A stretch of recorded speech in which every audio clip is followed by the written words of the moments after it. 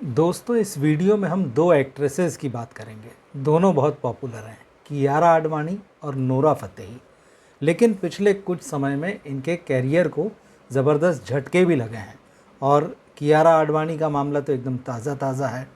वार 2 जिस तरह से अंडर परफॉर्म कर रही है और उसमें जिस तरह से कियारा का कैरेक्टर फिल्म में निकल कर आया है, लोगों को जब ट्रेलर आया था तो उनसे बड़ी उम्मीद जागी थी, लेकिन फिल्म में उन्हें देखकर बहुत ही निराशा हुई है। तो क्या मामला है, किस तरह से उनको और भी झटके लगे हैं और आज की तारीख में अब उनका कैरियर कहाँ आकर खड़ा हो गया है। और उनके बाद हम बात करेंगे नोरा फतेही की।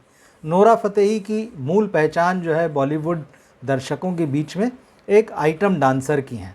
हालांकि इस बीच उन्हें बी हैप्पी जैसी फिल्म में अभिषेक बच्चन के साथ एक्टिंग करने का भी मौका मिला और भी कुछ फिल्मों में वो एक्टिंग कर चुकी हैं। मगर किस एक्ट्रेस की वजह से उनको इधर झटके लगे हैं, उनका कैरियर थोड़ा सा नीचे आया है और उनकी जगह लेने की कोशिश कौन सी एक्ट्रेस कर रही है, इस मामले में हम बात करेंगे। पहले बात करते हैं कियारा आडवाणी की। बात तो ये हो रही है कि वार 2 के नाकाम होने के साथ में ऋतिक रोशन ने फ्लॉप फिल्मों की हैट्रिक लगाई है।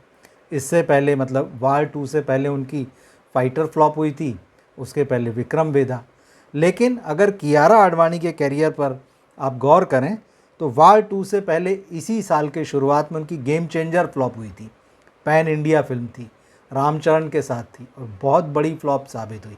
मतलब इस साल की सबसे ज़्यादा नुकसान देने वाली फिल्मों में जिसने प्रोड्यूसर को बड़ा घाटा दिया है, उसमें गेम चेंजर की गिनती होती है। और उससे भी पहले सत्य प्रेम की कथा, इस फिल्म में कार्तिक आर्यन के साथ में थी कियारा आडवाणी। ये फिल्म भी अंडर परफॉर्म किया था और फ्लॉप रही थी। जबकि अब कियारा की हम सिर्फ 3 फिल्मों की बात नहीं करेंगे, इससे पहले भी उनकी जो 2 फिल्में आई थी वो नाकाम ही रही थी। ओटीटी पर रिलीज़ हुई थी गोविंदा मेरा नाम, विकी कौशल थे उसमें, साथ में भूमि पेडनेकर थी। ये फिल्म कब आई कब गई ये पता ही नहीं चला। और इससे भी पहले जुग जुग जियो। मतलब लगातार जो है कियारा की 5 फिल्में जो हैं फ्लॉप हुई हैं। और कियारा की पहचान अभी भी, या तो उन्होंने जो MS धोनी एकदम शुरुआती उनके कैरियर की शुरुआत थी वहाँ उनको थोड़ा बहुत याद किया जाता है, या फिर कबीर सिंह के लिए याद किया जाता है। तो कियारा आडवाणी का जो कैरियर है उसको आप देखें, अभी तक बीच में एक थोड़ा सा हाइप जो उनको मिला जब उन्होंने करण जौहर का कैंप ज्वाइन किया। दरअसल करण जौहर के कैंप से उनको बहुत ज़्यादा फ़ायदा हुआ। आपको याद होगा 2018 में एक एंथोलॉजी फिल्म आई थी लस्ट स्टोरीज़। लस्ट स्टोरीज़ का एक सेगमेंट जो है वो करण जौहर ने खुद डायरेक्ट किया था। और उसका एक जो सीन था, क्योंकि एडल्ट स्टोरीज़ थी इसमें सारी, इसमें एक बहुत ऐसा सीन था जिसको करने में बहुत सारी बॉलीवुड एक्ट्रेसेस हिचक रही थी। और वो सीन फिर कियारा आडवाणी ने किया था और उस रोल ने कियारा को करण जौहर की गुड लिस्ट में ला दिया था। वहाँ से उनकी करण जौहर के कैंप में एंट्री हुई और बीच में कुछ उन्हें ऐसी फिल्म मिली करण जौहर के कैंप की, जैसे शेरशाह है या गोविंदा नाम मेरा मैंने आपको बताया, या फिर जुग जुग जियो जो फिल्म थी। यहाँ से उनका ग्राफ उठा, मगर आप देखिए कि वो ग्राफ नीचे भी आ गया है। वार 2 समेत उनकी पिछली 5 फिल्में फ्लॉप हैं। और दुर्भाग्य कहिए या जो भी बात है, बॉलीवुड के दर्शकों की एक मेंटलिटी है कि जब किसी एक्ट्रेस की शादी हो जाती है तो अपने आप ये मान लिया जाता है कि उसका मार्केट जो है वो डाउन हो गया। अब कियारा की शादी भी हो चुकी है, इस साल वो माँ भी बन चुकी हैं। अब ऐसे में उनका कैरियर कहाँ जाएगा, जबकि अब वार 2 फ्लॉप हुई है। एक मौका बहुत बड़ा जो है अभी कियारा के पास में है। 2026 में उनकी एक बहुत बड़ी film, pan India film release होने वाली है यश के साथ में, टॉक्सिक। इस फिल्म की बड़ी चर्चाएं हैं। पूरी तमाम जितनी फिल्म इंडस्ट्रीज़ हैं उनकी नज़रें इस फिल्म में हैं, क्योंकि यश जो कि एक पैन इंडिया स्टार बन चुके हैं, KGF के साथ में ब्रांड हो चुके हैं, उनके अपोजिट जो है कियारा नज़र आएंगी। लेकिन बात यह है कि इस फिल्म में वो अकेली एक्ट्रेस नहीं है यश के साथ में।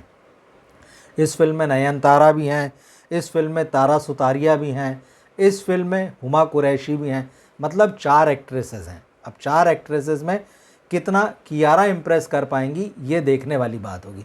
तो अब कियारा का कैरियर जो है वार 2 की नाकामी के साथ में, क्योंकि वार 2 में जब ट्रेलर आया और बिकनी में लोगों ने उनको देखा, होता ही है, YRF की फिल्मों की एक पहचान हो गई है कि जो लीड एक्ट्रेस होगी उसको बिकनी में नज़र आना होगा।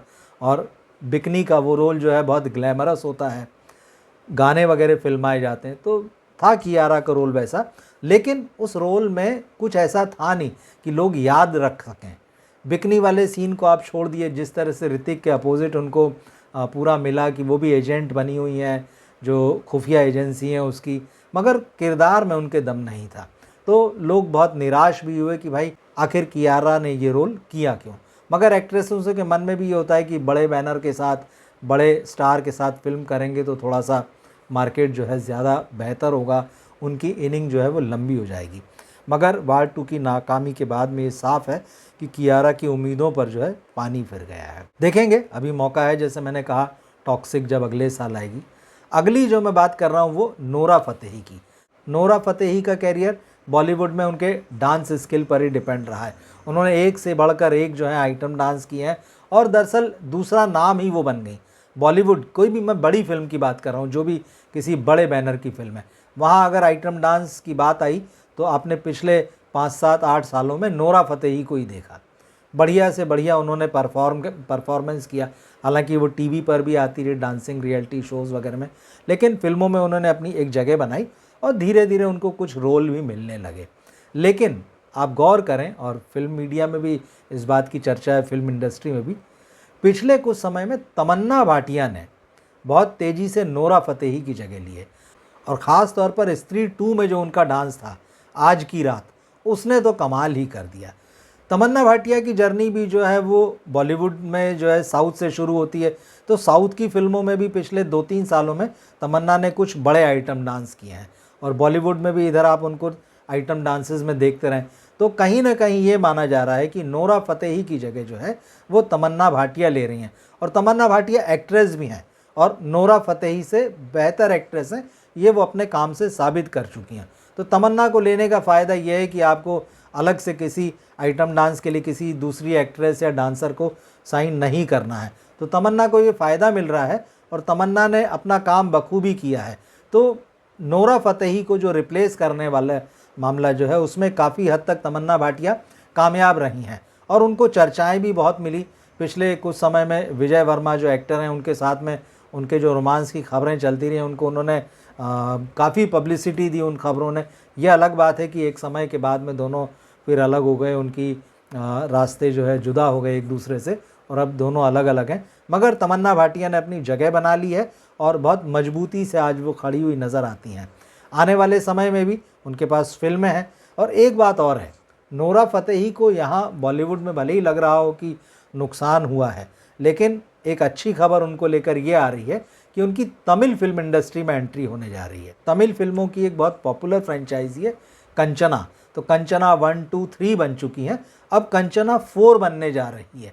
और ख़बरें ये है कि कंचना 4 नोरा फतेही को ऑफ़र की गई, और जैसे ही ऑफ़र आया उनके पास में तो उन्होंने दोनों हाथों से लपक लिया। कोई भी समझदार एक्ट्रेस जो है ऐसे मौके को गंवाना नहीं चाहेगी, तो नोरा फतेही ने वही किया।